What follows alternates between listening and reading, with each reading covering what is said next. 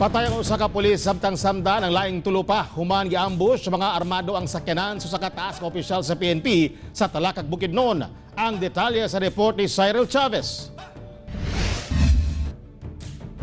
Dead on the spot si Police Corporal Roel Sumaylo, samtang samdan sila Police Captain Ramil Gighe, Police Senior Master Sergeant Giovanni Malinab ug Police Corporal Jerwin Ginela sa 1st Provincial Mobile Force Unit human giambush sa mga armadong grupo alas 6:40 sa buntag sa kilometer 26 Tikalaan, Talakag, Bukidnon.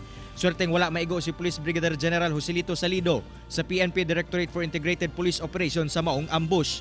Kalit lamang sila gipaulanan og bala sa mga armadong grupo sa ilang sakyanan apan gilayon naka-maneuver ang driver sa luwas nga direksyon. Anaa si Police Brigadier Salido alang sa inspeksyon sa mga mobile forces sa probinsya. Galing sila ng Cagayan kaninang madaling araw, around 4:30.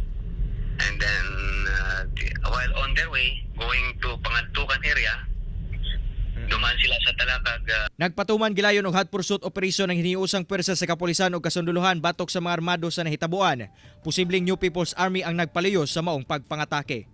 Nagpadala pa ako ng reinforcement doon para ma-retreat natin o ma-extricate natin yung mga personnel natin.